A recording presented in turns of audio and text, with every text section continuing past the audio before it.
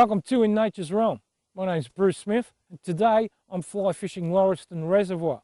Now, Lauriston Reservoir is just an hour's drive from Melbourne, just near the township of Kyneton, and this is a fantastic lake to fish. Now, in this video clip, I'm going to show you, the viewer, how to blind fish a lake. Now, to blind fish a lake, what we basically do is we use our lake craft, which will take us to an area on the lake that we can then fish with a fly, and hopefully a trout will take it.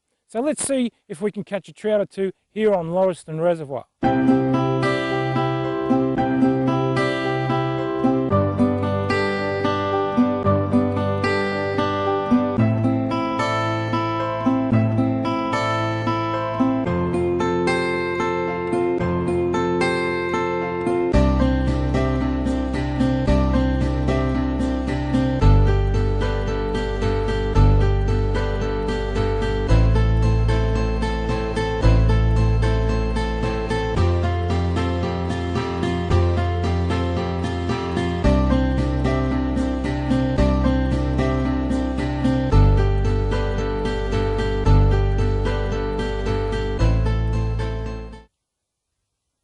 Alright,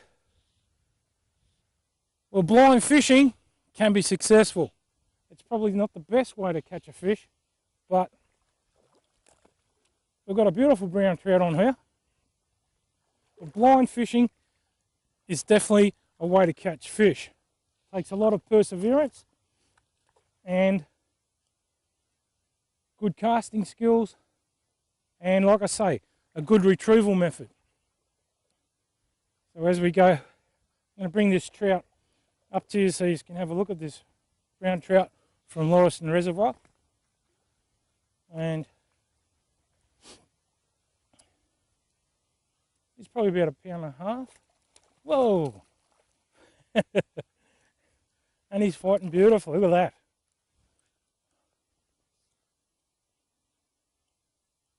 that. Okay. Well, this trout's putting on a great aerial display of jumps and leaps, and we're going to bring him towards you, and we're going to show you this trout. Well, let's get here, mate. Whoa, he's still a bit green, this fish, but he's a nice brown trout, and let's see if we can bring him up. Give you a good look at him. Oh, come here, mate. Still green, as green can be. Now, the fly that I got this trout on is a bag fly. The bag fly that I actually use in here is one that an old fly fishing that I used to know by the name of Rod Mashin. He was the one that showed me how to tie this fly. It's probably been one of the best flies I've ever tied up to imitate a smelt pattern or a bait fish fly. And there we go. There he is. He's a brown trout, around about a pound and a half. Maybe probably I wouldn't be surprised if he's nudging 2 pounds. And as you can see, the bag fly there in his mouth, right in the bottom section there, and we'll get that fly out, and we'll put this fish back to fight another day.